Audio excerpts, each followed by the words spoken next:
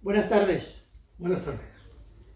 Tenemos con nosotros a nuestro profesor y amigo, don Manuel Fernández Cánovas, ingeniero industrial, ingeniero de armamento y construcción y doctor ingeniero de construcción. La actividad del profesor Cánovas la podemos centrar en tres campos diferentes, pero relacionados: la investigación, la docencia y la asistencia técnica. Con respecto a la investigación, al finalizar sus estudios en la Escuela Politécnica Superior del Ejército, entró a trabajar en calidad de colaborador en el Instituto Eduardo Torroja, del Consejo Superior de Investigaciones Científicas de España, dentro del Departamento de Materiales, en el que ha permanecido durante 25 años, dedicándose especialmente a investigar sobre hormigones especiales, resinas poliméricas de aplicación a la construcción y sobre patología de la construcción, formando en algunos trabajos parte de equipos internacionales. Luego continuó con temas de investigación en temas de ingeniería civil y de defensa en la Cátedra de Materiales. Con relación a la docencia, ha sido profesor de la Escuela Técnica Superior de Ingenieros de Caminos, Canales y Puertos de la Universidad Politécnica de Madrid, en la que en 1984, mediante concurso de oposición, fue nombrado catedrático de materiales de construcción y actualmente es profesor. Emérito de universidad, ha sido profesor de la Escuela Politécnica Superior del Ejército sobre su especialidad durante 20 años y ha impartido cursos en universidades de diferentes países latinoamericanos, siendo profesor honorario de varias universidades en estos países. Ha dirigido 17 tesis doctorales. Es autor de varios libros sobre su especialidad y de más de 200 artículos.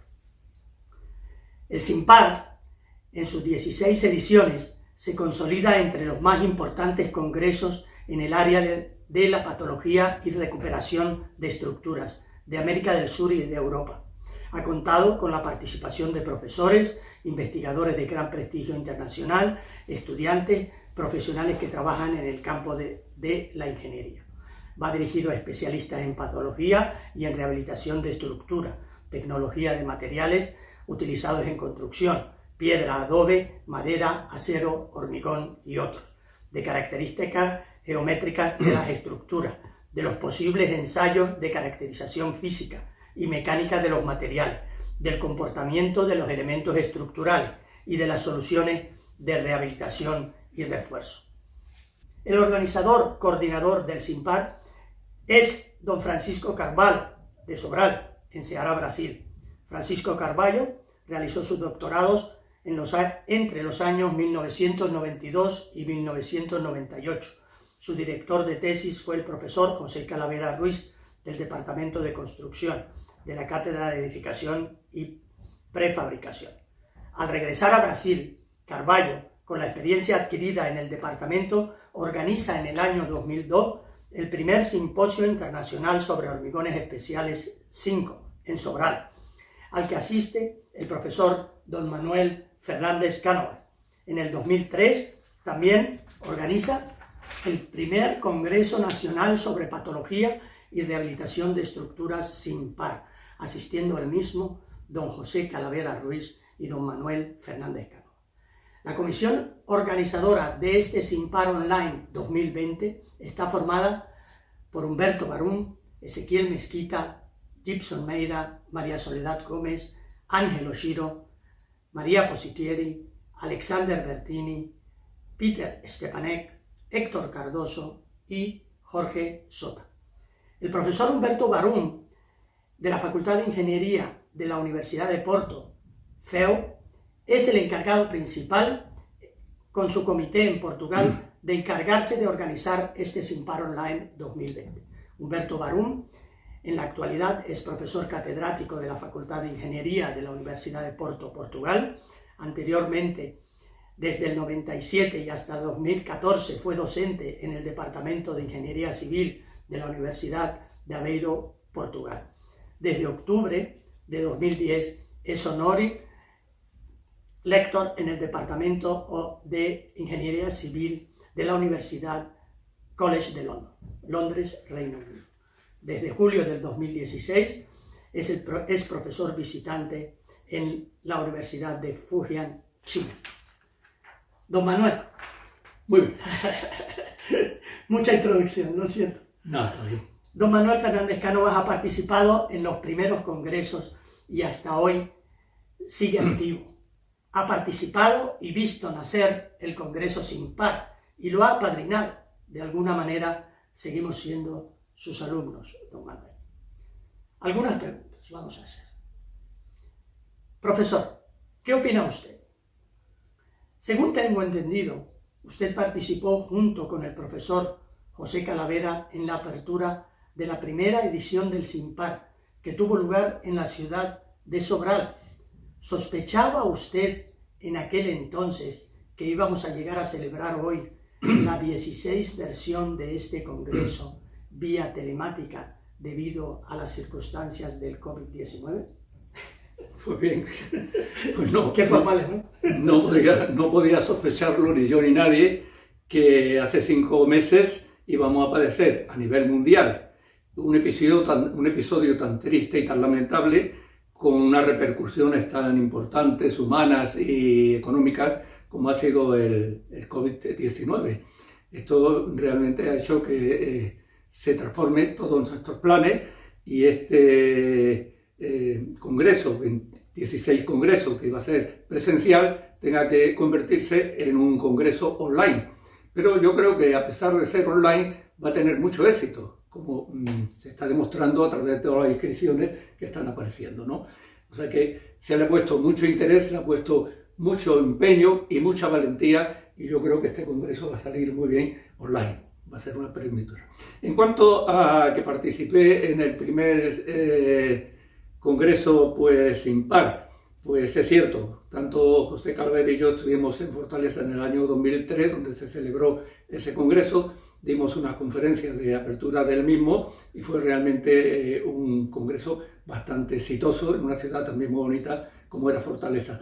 Pero hay que decir que el año anterior fue cuando tuvimos el primer contacto con aquella zona y fue con un congreso que se celebró por el mismo organizador, que era Francisco Carballo, que había hecho su doctorado, como muy bien ha dicho nuestro presentador, Eduardo Bayán, hizo su doctorado justo con el profesor Calavera en la Universidad Politécnica de Madrid. Bien, pues bien, el congreso este se llamó 5 y se celebró en Sobral. Y diréis, ¿qué es Sobral? Bueno, pues Sobral para mí pues fue una ciudad que me sorprendió enormemente. Yo pensaba que iba a ser una ciudad como casi todas las de Brasil, llena de rascacielos, de shopping centers, grandes hoteles, atracciones, buenos restaurantes, etc. Cuando llegué allí me encontré que estaba en plena naturaleza. Allí no había nada, nada más que un pueblecito pequeño y en todo caso, en cierto modo, humilde. ¿Cómo se podía celebrar allí un congreso? Pero mi sorpresa fue cuando entramos y en una sala enorme, grandísima, pues nos encontramos que había allí cantidad de asistentes sentados en una silla muy rudimentaria, asistiendo con un interés enorme a aquel congreso que empezaba en aquella zona selvática, rodeada de pura naturaleza, de flores por todas partes, de frutos que se podían coger con la mano, de mariposas que cuando encendías de todos tamaños y colores, que además cuando abría una ventana de tu hotel y encendías la luz, entraban a montones, a raudales y te empampelaban totalmente las paredes de mariposas de distintos colores, de distintas formas. Es decir, pues ayer fue donde se le celebró este congreso. Y en aquella sala pues dimos todo un congreso con una gran asistencia de gente que yo no sé de dónde se hospedaba ni de dónde pudo sacar Francisco Carballo tanto asistente a aquel congreso. Bueno, he de decir que simultáneamente estábamos dando un curso, a mí me tocó darlo en el cine del pueblecito, que olía totalmente a humedad, y el cine estaba todo para mí y para mi alumno, donde daba las clases. Y a Jaime Fernández, que era el otro compañero español que venía, le tocó darlo dentro de la iglesia del pueblo. Entonces todos los vitrales de colores, de cristales de colores, que eran de 90 lanes enormes, hubo que tapizarlos con unos plásticos enormes para oscurecer un poco la iglesia y poder poner un proyector de diapositivas y que se apreciase al menos el colorido de las diapositivas. Es decir, fue una experiencia realmente grandiosa y de la cual guardo un grato recuerdo. Precisamente ese 5 fue el germen de lo que hoy tenemos aquí, después de los congresos sin par, que ya celebramos la 16 edición. Como especialista en materiales, ¿qué nos puede indicar sobre la situación actual y el futuro del hormigón en la construcción? Creo que todos apreciamos un fuerte incremento en el empleo de estructura metálica en los grandes conjuntos de edificios en altura, erigidos en ciudades especialmente de China, Japón y otros países asiáticos, así como en obras de infraestructura. ¿Cómo ve este tema? Pues bueno, el hormigón es un material que es muy antiguo. Es decir, ya empezó, podemos decir, antes de los romanos, pero fueron los romanos los que le dieron un impulso extraordinario, sobre todo en la época de Agripa, etcétera, como lo vemos en la iglesia del Panteón de Roma, y en todo Roma, que está llena debajo, todo su suelo está lleno de obras de hormigón. Posteriormente, pues cae en un letargo a partir de la Edad Media y luego vuelve a renacer con Asdin y posteriormente pues en Francia con Monnier, Le Mol, Le Chatelier, etcétera, etcétera, y se convierte en material punta en toda construcción que vemos en toda aquella época de puentes, edificios, presas, etcétera. El hormigón es el protagonista. Ha aparecido luego mucha estructura metálica, etcétera, y parece que esto iba a sustituir el hormigón. El hormigón no se sustituye, porque cuando se construyó la Torre Eiffel decía todo es acero, tantas toneladas de acero, pero no se decía nunca que la Torre Eiffel está ahí porque sus cimentaciones están hechas con hormigón, sí, realmente.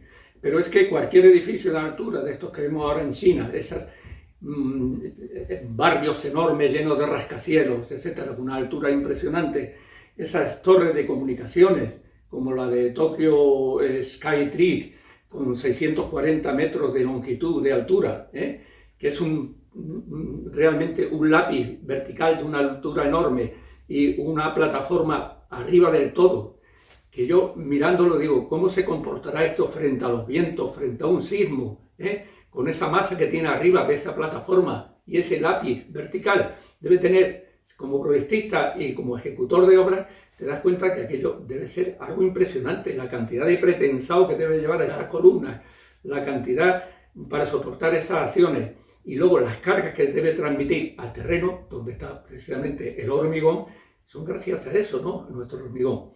El hormigón pues está avanzando y se va adaptando a los nuevos tiempos y va avanzando más que los tiempos porque cada vez van apareciendo nuevos hormigones, nuevas tecnologías. Tenemos los hormigones autocompactantes que están dando un buen juego, los hormigones reforzados con fibras plásticas, etcétera, hasta hormigones autolimpiables, es decir, que se va evolucionando mucho. Respecto a la investigación, se sigue trabajando mucho en él. Antes el hormigón se sabían que eran unas piedrecitas, cemento y tal. Hoy día, con el microscopio electrónico de barrido, la resonancia magnética nuclear, la espectrografía de infrarrojos, etcétera, llega hasta ver los átomos que hay dentro del propio hormigón.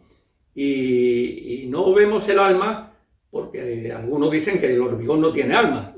Yo pienso que sí tiene alma, pero se vería también el alma del hormigón. Es decir, que yo creo que es un material que sigue estando de actualidad y que cada vez va perfeccionándose más y adaptándose a los tiempos, y su porvenir lo tiene totalmente asegurado. Me consta que ha redactado muchos informes y dictámenes sobre problemas aparecidos en la construcción, algunos de ellos de cierta complejidad y que, por ser inéditos, al no existir antecedentes ni recetas que aplicar, han dado lugar a una intensa labor de investigación. ¿Nos podría comentar alguno? Pues sí. Realmente mi pasión, desde que entré a formar parte del Comité Europeo del Hormigón y formé parte precisamente de un comité dedicado a patología que dirigía o presidía el profesor Octasios de la Universidad de Atenas, ahí aprendí mucho y además era un tema que me gustaba. en mi origen yo hubiese sido médico, pero me pilló el Málaga. En aquella época era muy difícil trasladarse para hacer medicina a otros lugares por razones de tipo económico, y sin embargo me tuve que inclinar por la ingeniería. Pero siempre para mí lo de la patología, eso del diagnóstico de enfermedades, etcétera, me ha gustado. Y ahí, como digo, en el Comité Europeo del Hormigón aprendí bastante de patología. Luego ya en el Torroja me dediqué, pues, junto con materiales, a la parte de patología. Y bueno, he intervenido en muchos casos, algunos muy sencillos de diagnosticar y de aplicarle recetas para hacer una terapia constructiva, y otros que no han sido tan fáciles, han llevado mucha investigación, mucha inquietud, mucho quitarte el sueño, etc. Yo diría que de esos tendría 3 que contar en mi historia que me han realmente impactado mucho. Y uno de ellos, ya que me preguntas, pues será el de la presa de Mequinenza.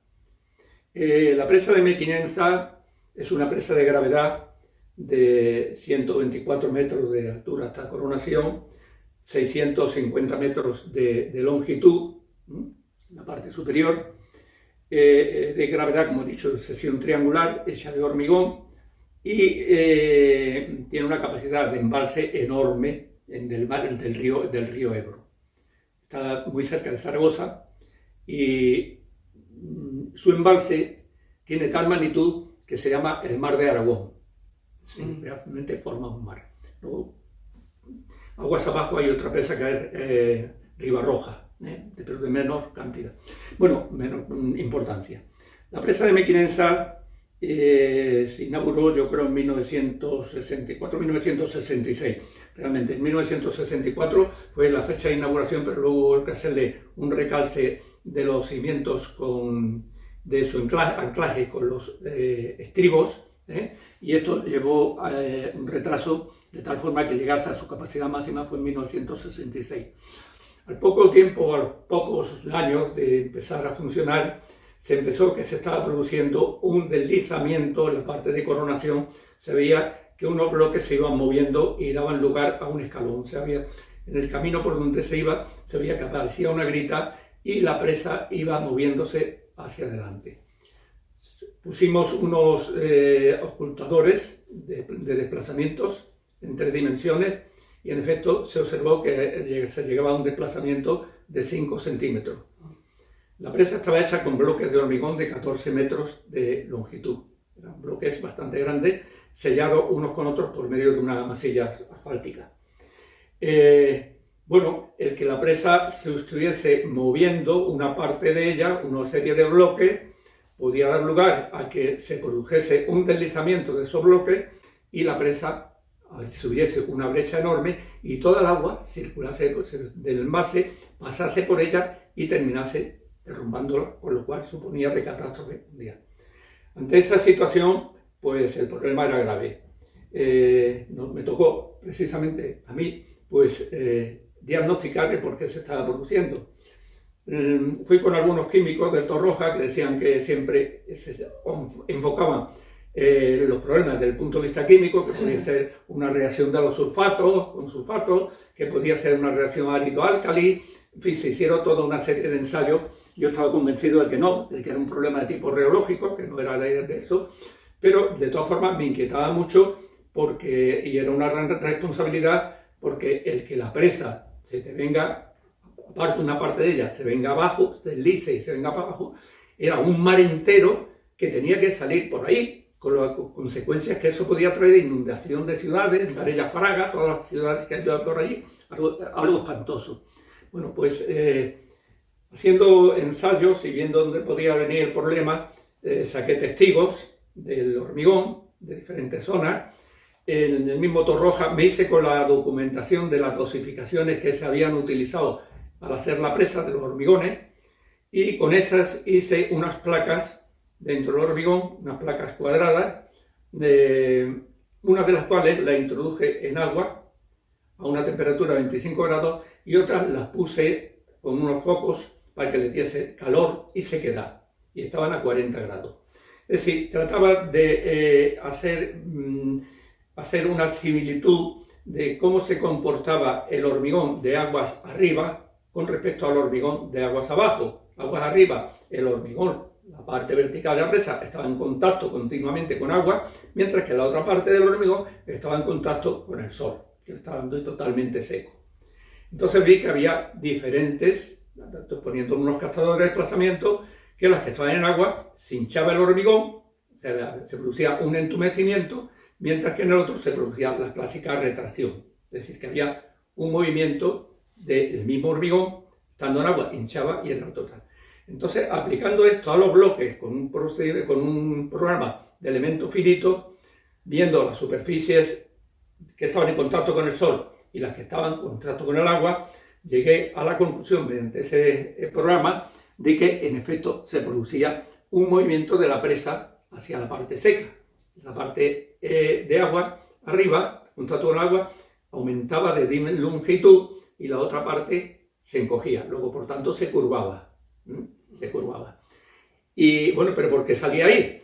Pues en esos bloques precisamente, pues porque esos bloques que se estaban moviendo son los que estaban encima de la compuerta de aliviadero, que estaba debajo. Entonces se habían hecho un hormigón mucho más rico que el resto de la presa, que llevaba un hormigón más pobre. Luego su comportamiento era distinto, tenía menos retracciones y menos entumecimiento. Por consiguiente había una cosa relativa, unos movimientos relativos entre unos bloques y otros que daban lugar a que se desplazase esa zona más que los otros de ahí. Y con precisamente el programa de elementos finitos llegamos a descubrir, ¿sabéis? Que eran 5 centímetros lo que se tenía que mover la presa, que era lo que se había movido.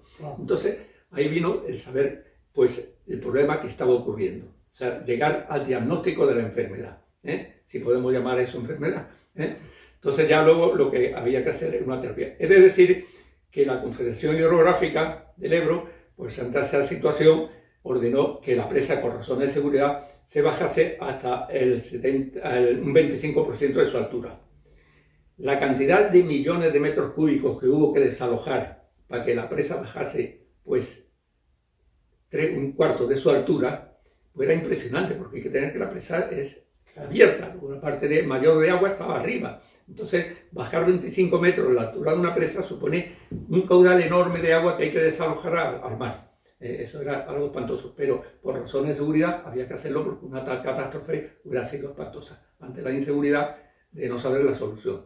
Bueno, una vez ya conocida la solución, pues dimos un tratamiento a base de una resina Epoxy en la cara de aguas abajo, que como se había bajado la presa de nivel, la teníamos acceso, se hizo una limpieza de superficie para que se dieran bien y luego se dio una resina especial, la cual yo también era un poco especialista en resina, que era de base en agua, de tal forma que hubiese buena adherencia sobre un hormigón húmedo, cosa que las resinas Epoxy en sí no lo tienen, pero con ese tratamiento que dimos sí. Entonces se impermeabilizó todo ese paramento y entonces desapareció todo el problema.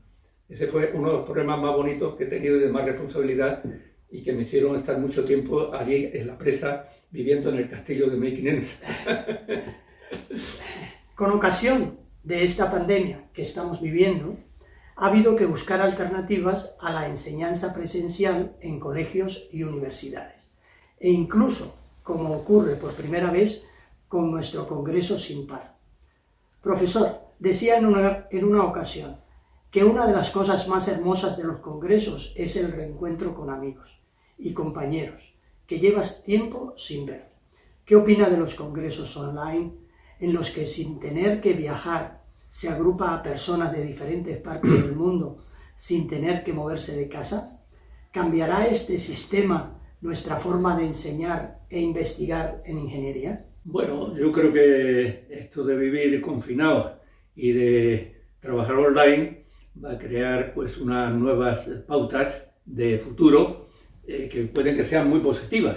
Yo creo que esto da lugar, la epidemia a nivel mundial, la pandemia a nivel mundial, va a dar lugar a una reconsideración de nuestros sistemas y que sea una transformación que se notará dentro de muy pocos años. Tendremos que cambiar de forma de organizar nuestro trabajo.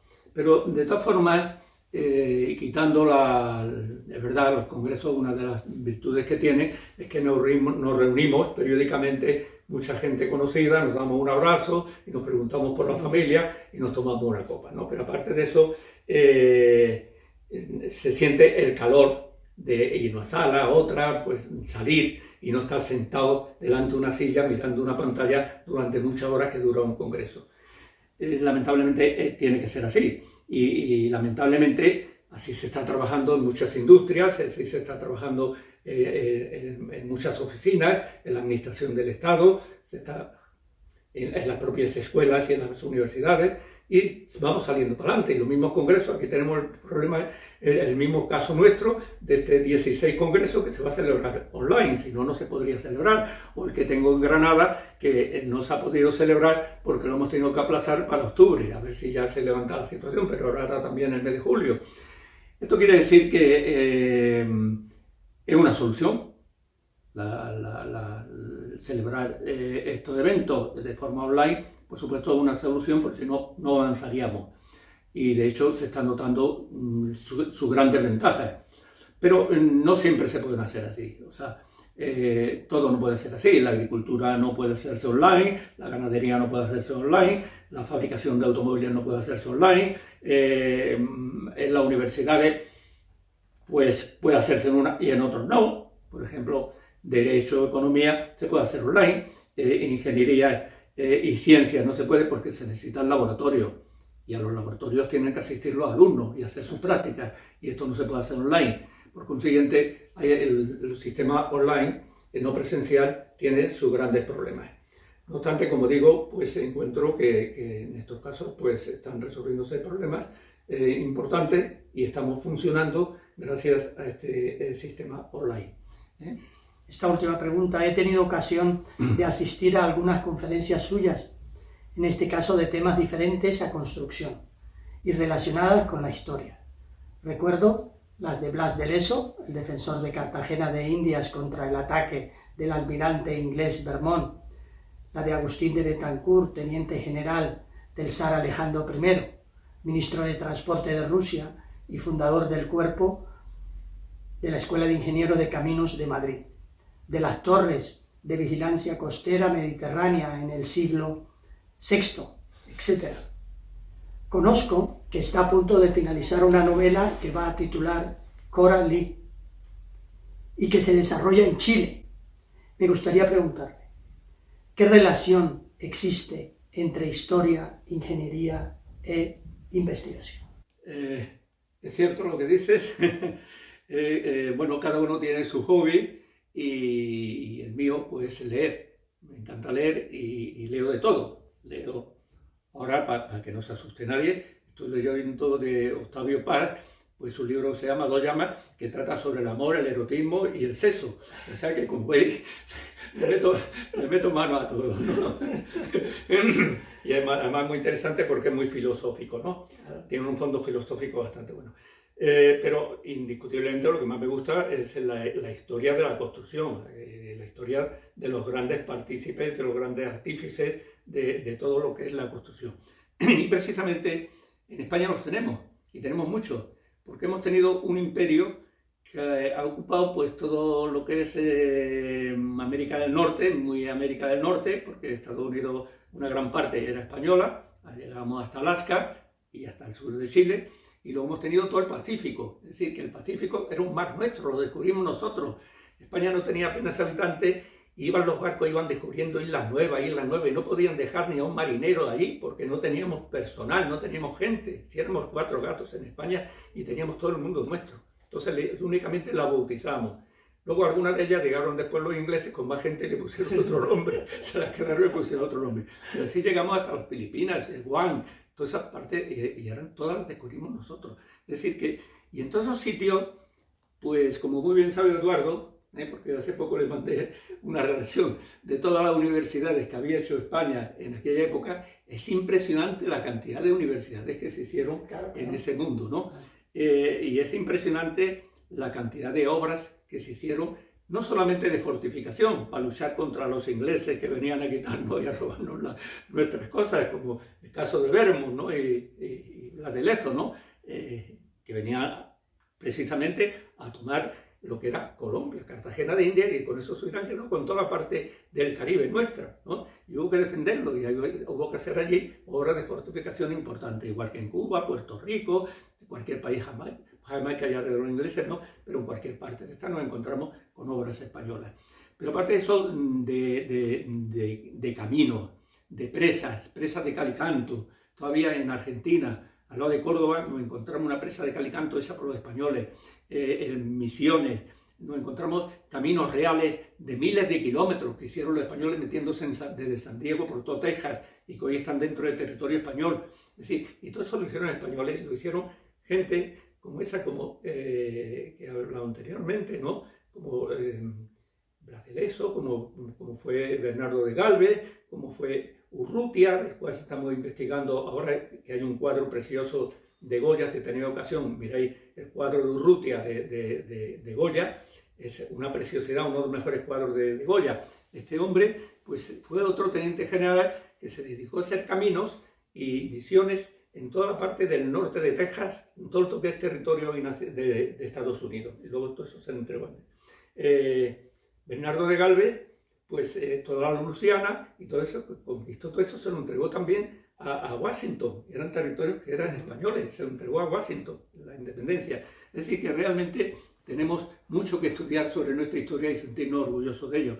Y ese es un tema que a mí me apasiona, sobre el que he dado conferencias y con el que sigo escribiendo, incluso sigo investigando, como en el caso de Urrutia, donde he llegado allá a una laguna de unos años que no sé por qué han desaparecido de los archivos históricos, pero que con eso completaríamos toda la trayectoria de este otro gran ingeniero que fue Urrutia. Bueno, con eso quiero deciros que la lectura y sobre todo la historia a mí me apasiona bastante. Incluso creo que todo lo, y además lo he fomentado en los alumnos en la escuela, el que leyesen. A veces le hacía encuestas, le decía, a ver, escríbanme cuál es el último novela o el último libro que tienen, que han leído o que han leído en el último mes, no que tengan encima de la mesilla de noche, sino que hayan leído en el último mes. Y me encontraba con que no habían leído nada más que cosas de matemática, de geometría, de mecánica, pero que no habían leído nada de historia ni nada aunque fuese de poesía. Entonces le decía, pero seréis muy buenos ingenieros, pero al final, ¿sabes? Seréis unos incultos. Por favor, leer. Y yo insistía en que leyesen. Digo, ¿cómo podéis salir luego con una chica y no hablarle nada más que de matemática y de la ley de Newton? Hombre, hablar de otras cosas, hablar un poco de poesía, Bueno, ese ha sido siempre mi tema, la lectura como una asignatura totalmente básica que deben de tener pues todos los que realmente nos sentimos un poco, o que queremos ser un poco cultos. Don Manuel Fernández Cánovas, muchas gracias por su amabilidad. Me consta que ha hecho un esfuerzo para colaborar en este Simpar 2020, donde hasta el día de hoy hay aproximadamente 2.250 inscritos de 34 países y que lo ha hecho con mucho cariño. Muchísimas gracias. Muy bien, pues nada, yo deseo muchas felicidades a todo el comité organizador.